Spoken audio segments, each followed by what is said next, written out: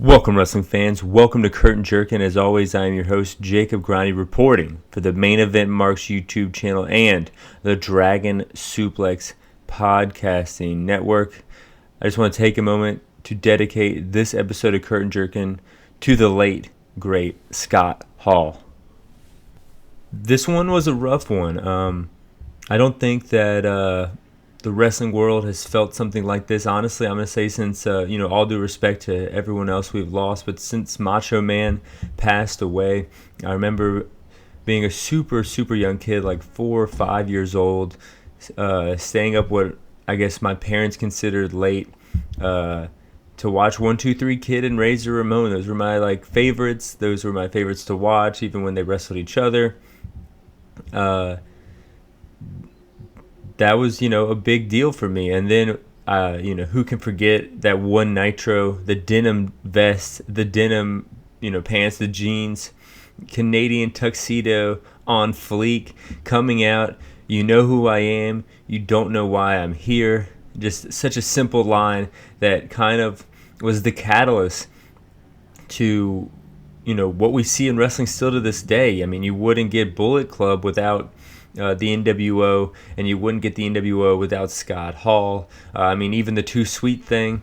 I know that Dave Meltzer, pointed out that he didn't invent guaranteed contracts, but he definitely popularized guaranteed contracts, forcing Vince McMahon to do guaranteed contracts. So, a ripple effect that people are benefiting of to this day. Crazy to think about. I always really liked his match with Goldberg for some reason in the Georgia Dome. The same night that Goldberg won the world title, I guess to soften up Goldberg, he wrestled Scott Hall prior to wrestling Hulk Hogan.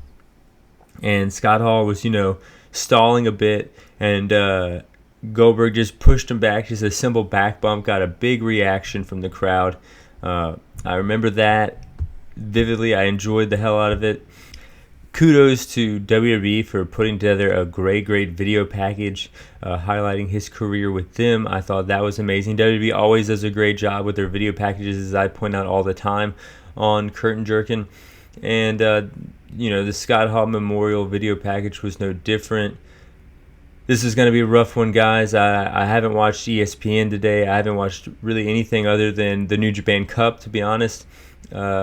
But I wouldn't be surprised if he's mentioned on a lot of publications that rarely mention wrestling, because, he was that big of a deal. Definitely a figure throughout my childhood. I remember one time I saw him coming in to Starrcade, or not Starrcade, but WrestleCade, a convention here in the Carolinas, and he walked by some people. We were all standing in line with our backs turned, so not a lot of people saw him, but as he walked by, people were just popping one after another, because they, Scott Hall walked by their left shoulder. Someone turned around and got too sweeted by Scott, and that dude, you could see in his face, it made his day. He turned around and said, "That's what WrestleCade's about. I just got too sweeted by Scott Hall."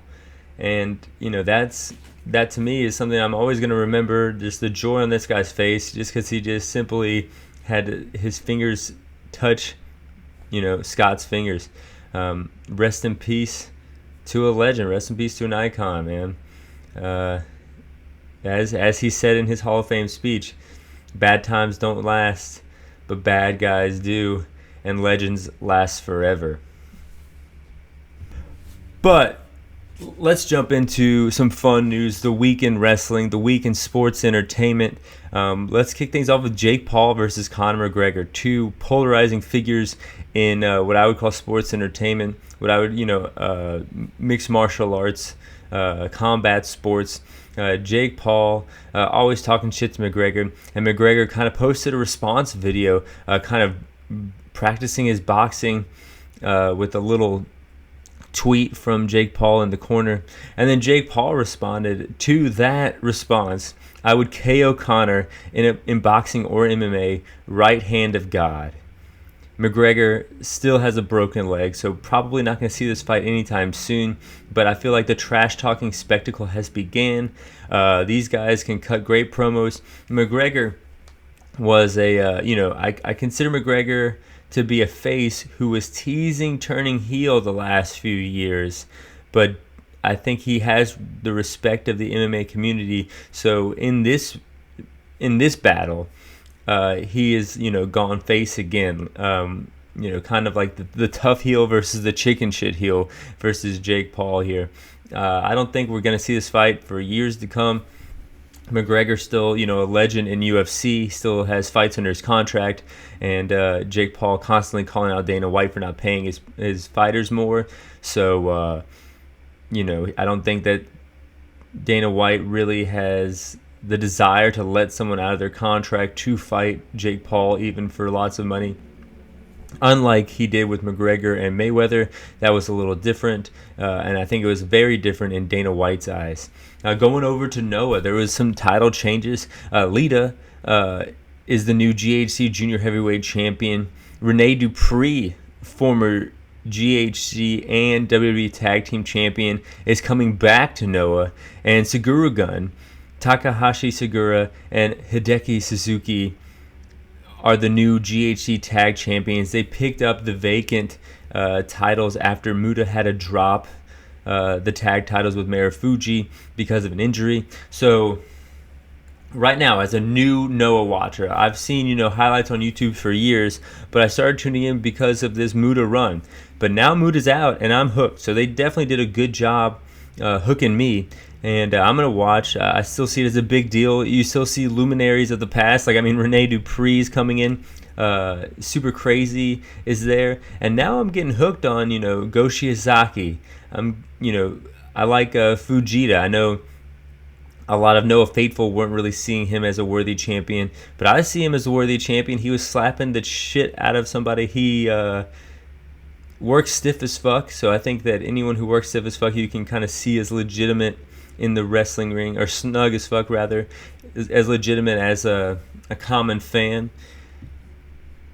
So I'm definitely going to be watching that with the weeks to come, seeing where that goes. I'm also obviously going to be keeping up with WrestleMania. The card is shaping up. Seth Rollins still doesn't have a match. He was trying to defeat Kevin Owens so that he can have Steve Austin as a guest on his show, but Kevin Owens wins. So they're heating Kevin Owens up, and I think this Cody Rhodes contract or lack thereof, or who really knows what's going on, is really affecting Seth Rollins. You also have, the Big E injury. You have the Bobby Lashley injury. So Seth Rollins is not injured like he was in WrestleMania 32, but he's out of match unless they get this Cody contract signed. The rumor is that they wanted to either do Seth Rollins versus Cody Rhodes, but they don't want Seth Rollins to lose, and Cody Rhodes doesn't want to lose in his first match. So then they offered Cody Rhodes to wrestle Ricochet for the Intercontinental title, and I think that would be a kind of a step back for Cody. He's already held the Intercontinental title years ago, and so he wasn't happy with that push, which is the original reason he left the company. So to come back right into that Intercontinental title picture yet again, I think would kind of put a bad taste in his mouth right away. So I think Cody's in this limbo contract dispute, and that's really affecting Seth Rollins here. And Seth Rollins, is going to have a great match at WrestleMania. And besides the Edge and AJ Styles match, there really isn't that match that you're going to look at and be like, holy shit, this is going to be a great match. Last year you had Sami Zayn and Kevin Owens. You had Seth Rollins and Cesaro. You had Edge, Daniel Bryan, and Roman Reigns. You had Sasha Banks and Bianca Belair. So you had a stacked card of great matches last year, but this year it's all spectacle. 3 celebrities, Stone Cold coming back, it just seems like a big fucking spectacle, which is good, but you need that Steamboat Savage along with your Hogan Andre, and it looks like we got a lot of, Mr. T and Pete Rose. But I do think that they will find a match for Rollins. I don't know who. Maybe they could do Ricochet and Rollins. I know Seth Rollins with the Intercontinental title is a big step back for him. But Ricochet and Seth Rollins will blow the house down in that match. Stone Cold is officially coming back for the Kevin Owens show. They said it was going to be a match, but honestly, if Stone Cold's coming back, you want to get like 3 big matches out of him. So what I would do is have this be kind of a big brawl where Stone Cold gets the better of Kevin Owens, and then SummerSlam or a Saudi Arabia show, you have the actual bell-to-bell match. That's how I would set it up if I was within the company. If I saw, a few years ago, I saw Undertaker and John Cena go at it. It wasn't an official match, but it was one of the most memorable things at that WrestleMania Live. So do I think that they won't get a pop if they don't ring a bell? Do I think that if he has a brawl in the crowd or has a brawl around ringside and hits a stunner and Kevin Owens goes flying and then he hooks the leg 1, 2, 3, do you think the people in that crowd will remember if a bell sounds or not? No, they're going to remember Stone Cold whipping Kevin Owens' ass and drinking a bunch of beer. So I think they're all right with that. But then with the storyline, they can then send that over to SummerSlam, send that over to Saudi Arabia, and you could get 2 or 3 big payouts out of this big return. That's how I'm seeing it, but we're going to have to see how it plays out. Of course, WrestleMania season means GCW spring break season. The biggest show that's not WrestleMania at WrestleMania weekend. And they pretty much had a spring break go-home show in Atlanta, Georgia at Center Stage, where they used to film the WCW TV for years. This is GCW's first show in Atlanta, and it was pretty interesting. Beyond the historic setting, it was cool to see it in an arena setting. All the fans were sitting, in bleachers, not just on the floor, and I like that setup. The crowd wasn't as lively as they would be in Jersey or LA, but it's their first show in Atlanta, and it looked like they had a pretty big crowd because of the way it was set up and everything. I also enjoyed some of the matches on this card. Nick Wayne versus A.R. Fox interests me. A.R. Fox, he's done it all in the indies, but he never quite got that big contract because, frankly, I think he shot a porn many years ago that's affecting his status with WWE and AEW and maybe even New Japan. I'm not even sure. But he's a great worker. I've seen him live. He's amazing. I've been watching him for years. He currently runs a school in Atlanta, so he's a hometown guy. It makes a lot of sense for him to wrestle on this card. And wrestle Nick Wayne was kind of interesting because Nick Wayne, of course, as you guys know, the 16-year-old who got signed to AEW. So someone who's been, is a legend in the indies at this point. I'll say he's a legend, who never got the big contract versus someone who is kind of a no-name up until this year who already has his big contract. And they wrestled solid match where a highlight of mine was when A.R. Fox rolls in hitting a blockbuster through the first and second rope, the middle and top rope, hitting a blockbuster, then goes for a deadlift brainbuster, but Nick Wayne turns it into a stunner.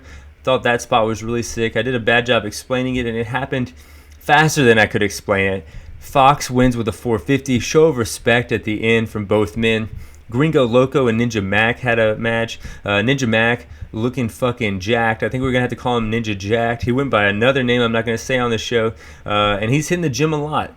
Of course, he is signed to Noah. Noah does want to bring him over, but hasn't yet. I think because of the COVID issues that are still plaguing Japan. He's wrestled in AAA under Kamikaze. So Ninja Mac, a true standout on GCW shows, is now becoming an international talent. Gringo Loco still picked up the victory, though. Matt Cardona comes out. He wrestled 72-year-old Action Mike Jackson. He won. Of course, he was shitting on Chris Dickinson after the match. Chris Dickinson comes out. He tries to run away. Action Mike Jackson chases him back in the ring. We think that Chris Dickinson's going to get his hands on Cardona for saying all this stuff, but we're going to have to wait till spring break. Dirty Daddy Dickinson versus the NWA champion Matt Cardona. Sign me the fuck up. Joey Janela comes out. He's cutting a promo on X-Pac. He's going to face X-Pac on spring break. He interrupted a tag match, kind of destroyed a bunch of jobbers, Sid Vicious Nitro 2000 style. And I think he's really sinking his teeth into this heel turn. I mean, I think he has a lot of frustration signing to AEW. I know he was reluctant to sign that big contract. He said he was selling out at American Rana 2019 after he beat David Starr. And if he considers that selling out and it didn't go anywhere, I can see that being a big issue for him morally. So for him to kind of be able to go heel and kind of get some stuff off his chest, turn his frustrations up to his 11, turn his personality up to 11, I think it's going to work for this program, and it's going to work for GCW in the long run. You already have your big face in Nick Gage. He's your Hulk Hogan. So you got to send him your Andre the Giants and your Kamalas, I guess, in the form of Matt Cardona and Joey Janela here, in my opinion. Deppen beats ACH. Alex Colon calls out John Wayne Murdoch. We're going to see that match on spring break for all my deathmatch wrestling fans. Watch that one. I really feel like there's a lot of better deathmatch wrestlers than Nick Gage in GCW. I know that's sacrilegious to say, but I mean, Alex Colon, I would say, is I'm not too big of a fan of deathmatch wrestling, but I do enjoy his matches. And John Wayne Murdoch seems to go fucking nuts during his matches. I also like Schlack. You barely see Schlack in GCW, but I enjoy him as well. Those are my standouts as far as the world of deathmatch wrestling. Alley Catch beats Jordan Grace. I'm still upset about the Hammerstein outcome with Alley Catch, so every time I see Alley Catch win, I get excited, where I didn't before. So maybe this Hammerstein outcome helped her get over. I'm not sure. AJ Gray beats Effie and then kisses Effie in the mouth to show respect. That was wild. Atlanta popped. I don't know where they're going with that. Then we had the first of two main events, Jonathan Gresham versus Blake Christian. I was pretty interested in this match as well. I mean, Blake Christian, great wrestler, had a cup of coffee in NXT after a year of working really hard. During that pandemic era, he was showing up any and all places, and it paid off. He got to NXT. He got on the USA Network for about a year, and he got released. During that time, Jonathan Gresham was holding, I would feel like, Ring of Honor on his back. He was my favorite thing in Ring of Honor, and he really made a name for himself. But of course, Ring of Honor is really no more as Jonathan Gresham and as I know it. I know Tony Khan just bought it and everything, but I don't think they're going to be doing week-to-week program the way that Jonathan Gresham was able to stand out before. And this match is also exciting to me stylistically because Blake Christian wrestles great, but I feel like he wrestles so fast at times, you can kind of tell that both wrestlers are cooperating with each other in order to get the moves across, and it really doesn't look like a fight at that point. But Jonathan Gresham's has more of a ground and pound methodical offense, so I feel like Jonathan Gresham, the ring general, was going to slow Blake Christian down to where we were going to see like maybe the better parts of both these guys without being rushed. And in my opinion, we did see it. It was a great match. The crowd was hooked the whole time. Love Blake hitting the 619 between the bottom and middle rope. That was cool. Octopus lock applied. Gresham lands just clobbering blows over and over again. For the second time in the match, ref has to call it. Jonathan Gresham wins. And instead of like selling this beatdown, selling the ref stoppage, going to the back, Blake Christian grabs the mic, and you could tell like he's talking to someone off camera, saying, like, I'll give you time, Brett, I'll give you time. He had to get this promo across. And don't get me wrong, it was a heartfelt promo. I'm not critiquing what he said in this promo. He is indeed all heart. I will give him that. But I am going to critique the timing of this promo. Why don't you wait till you have a victory, buddy, and then you can cut a promo? You lost. 5 seconds later, you're going to cut a promo, not even like feeling the effects physically or emotionally or mentally from the loss. I mean, you got to put over what you're doing in the ring. I just thought the timing was a little off. But then we go into the main event, the main event, Mance Warner and Matthew Justice, Second Gear Crew versus Matt Tremont and Nick Gage. Nick Gage is a lot like Fandango. his career peaked when he wrestled Jericho. He is visibly fat at this point, not like Matt Tremont, where he carries his size well. He's got a giant beer belly. Can't move very well other than that. I feel like he got jacked during the pandemic, and then he injured his leg. And when his leg was injured, that's when the Vice documentary came out about him. He got even more over, and GCW signed him to an exclusive deal. And in my opinion, I think that was bad to do. I think he is past his popularity peak, and definitely past his peak in the ring. Nick Gage, don't come after me. MDK gang, don't come after me. Or do, I don't really give a shit. But your boy isn't as good. He's overhyped. I'll say it right now. And I've been getting into deathmatch wrestling. I've been watching ICW No Holds Barred. I've been diving into GCW and things like that. But this match was fun little match here. They brawl all over the ring. They even find an AEW replica title that Matthew Justice beats over Matt Tremont's head. Matthew Justice jumps off of something high, as he always does. Super cool. Matt Tremont has a fork in his head at one point, not like his opponent was just stabbing with the fork. Like, literally, it was sticking out of his head at one point. I thought that was cool. Crowd popped huge when Nick Gage brought the light tubes in. And that was kind of what happened there. Light tubes smashing over everyone's head. Gage was pinning Mance Warner at the exact same time as Matthew Justice was pinning Tremont. So the match was a draw. We're going to get a triangle tag match at Spring Break. Tremont and Gage, Second Gear Crew, and the Briscoes. That's going to be a crazy fucking match. Briscoes are probably pissed off that they had to, they lost in such short fashion to Tremont and Gage at Hammerstein.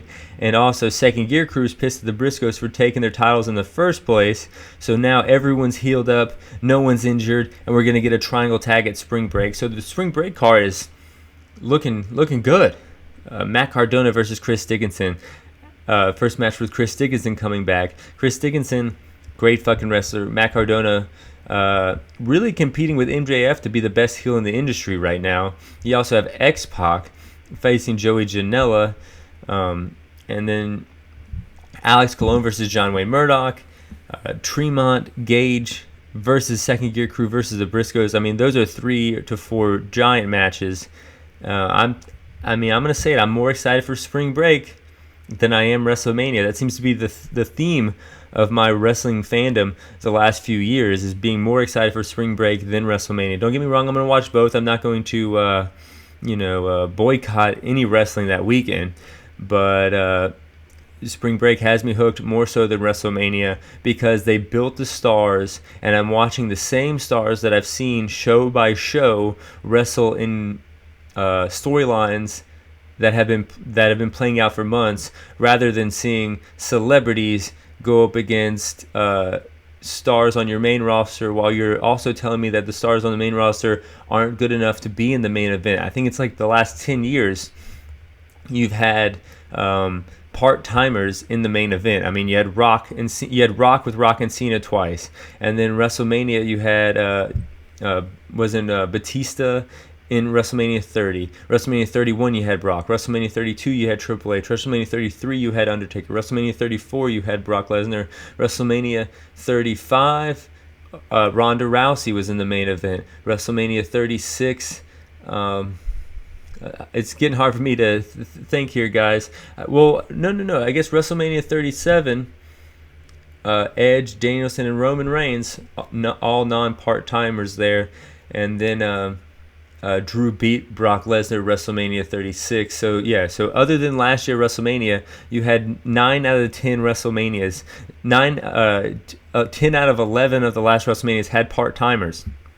GCW Spring Break, you have guys that, come in, work hard, and you can see the payoff at the biggest show of the year. Another show that's happening right now is the New Japan Cup, the big tournament in Japan that happens right around the time Wrestle Kingdom finishes every single year. But I feel like the tournament is being overshadowed a little bit by what's happening with Bullet Club. The Guerrillas of Destiny got jumped out of Bullet Club, founding member Tama Tonga in this historic faction gets jumped out after 9 years. Even Bad Luck Fale turning on him, who, they had a Tongan connection. They were, former tag partners. And then Gato turns on Jado. So brothers in this faction who lead this faction breaking up. Jay White already jumped the Guerrillas of Destiny out of Bullet Club on Impact, but then when they came over to New Japan, people were kind of questioning what was happening. But no, Guerrillas of Destiny gone. Kenta, we don't know where he stands. His face is still broken after that ladder match at Wrestle Kingdom. But this is big. This is big news. I think Guerrillas of Destiny and Jado can break on their own. They're already multi-time tag champions. Maybe Tama Tonga can break away on his own. They need to build some new stars in New Japan. And I think Tama Tonga might be that star. I was never expecting that when I first saw him in the G1 years ago, but I mean, he might be that star. He's great on the mic. He might be, he's big in America, which is something you need in Japan. This is big news. I mean, Tama Tonga has been in the Bullet Club longer than anyone else has been in the Bullet Club. And he is no more. He is gone. Not a fan of the House of Torture. I wish they kind of jumped House of Torture out of Bullet Club, because they kind of have this like dark side to them that Bullet Club really has like a street side to them. But this is what happened. Bad Luck Fale, you son of a bitch. You got to stick with your boys. I'm pissed at him right now, even though I love Lions Roar. Have you guys been watching Lions Roar, New Japan World documentary on the New Zealand dojo of New Japan? I mean, even describing what it is seems completely nerdy, but it's a really good show. Probably my favorite show out of any streaming service right now is Lions Roar. But going into the New Japan Cup on March 14th, we had the first matches of the third round. CIMA versus Goto. The journeyman versus the guy who can't win the big one, going up against each other in the third round of the New Japan Cup. Goto drops a sick elbow in the 10-minute mark. CIMA answers with a code breaker or a back breaker, whatever they call it, the Jericho move. 15-minute mark, GTW 1-2, CIMA kicks out. CIMA rallies, balances on the rope, not the turnbuckle, but the middle of the ring, the rope, and hits a Meteora from behind, and then hits a Meteora from the front. 1, 2, 3. CIMA moves forward to the fourth round. Then we have Okada versus Tai Chi, my all-time favorite New Japan wrestler, versus a guy that I had hated before, but he has slowly been building, been hooking me in with his tag team with Zack Sabre Jr. Tai Chi. Tai Chi kicks the shit out of Okada and rips his pants off. Vintage Tai Chi. Elbow, dropkick, money clip. Okada in control. Okada goes for the Rainmaker, but Tai Chi hits a lariat of his own. Dangerous suplex, 1, 2. Okada kicks out. Choke slam. Last ride from Tai Chi. Shades of Undertaker here by Tai Chi. Okada rallies. Tai Chi tries to fight back, but dropkick, landslide, Rainmaker, 1, 2, 3. Okada, my boy, your boy, stands tall, goes to the fourth round. And then today, just a few moments ago, less than an hour ago, the show ended. We had two big tournament matches. Cobb versus Yoshihashi. Cobb sends Yoshihashi from the apron to the rail, but then Yoshihashi just kind of fires back. Yoshihashi shows a lot of heart here in this match. It was a really entertaining match to watch. In fact, if you're not a fan of New Japan and you're picking one match to watch, I would pick this match to watch because it's an easy storyline to get hooked into. Yoshihashi, the smaller guy, fighting back against the bigger guy. Yoshihashi goes after Cobb's leg that was injured by Naito at Wrestle Kingdom. Blockbuster, 1, 2, Cobb kicks out. Cobb has to struggle to get to the ropes at one point. Lariat, 1, 2, Cobb kicks out again. Kevin Kelly says, "You have an arena full of believers, Yoshihashi." I thought that was a great line. 1, 2, Cobb kicks out again. Tour of the Islands, 1, 2, 3. Cobb gets the victory and advances.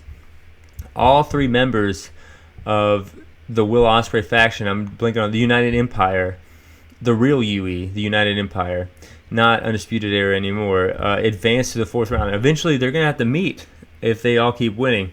I don't think that's going to happen. I think Great-O-Khan is going to lose, and I don't see a Cobb versus Ospreay finals. So I don't think it's going to happen quite yet, but right now it theoretically could happen. What did happen was Naito versus Tanahashi in the main event today.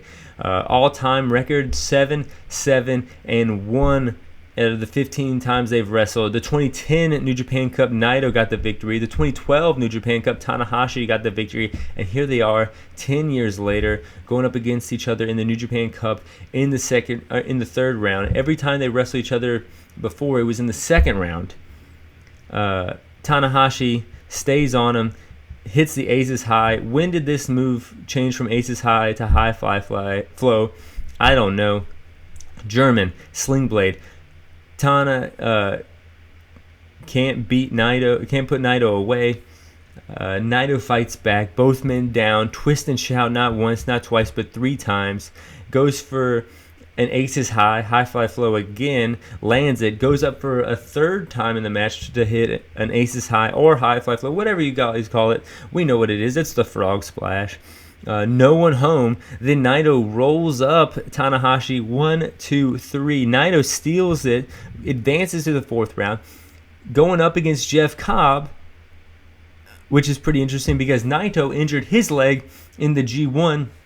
Naito then comes back at Wrestle Kingdom to face Jeff Cobb. Injures Jeff Cobb's leg at Wrestle Kingdom. They both advance to the 4th round of the New Japan Cup. And here they are wrestling each other again. Battered and bruised. Hurt leg versus hurt leg. This match is going to be a classic in the making, guys.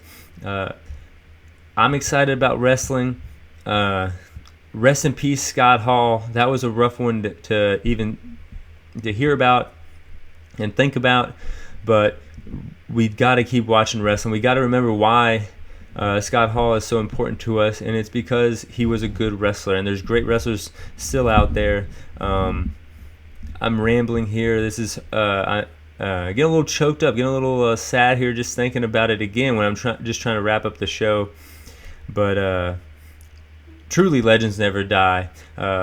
We will be reciting his promos and his cadence for years. There will be kids dressing like him for Halloween. There will be cosplayers out there. There's Peacock. His stuff is most of his great matches are on Peacock.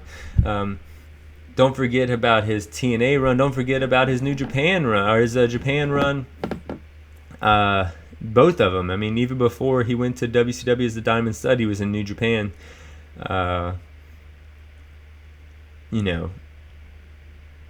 It's a rough one. It's a rough one, guys. But fly high. I'm out.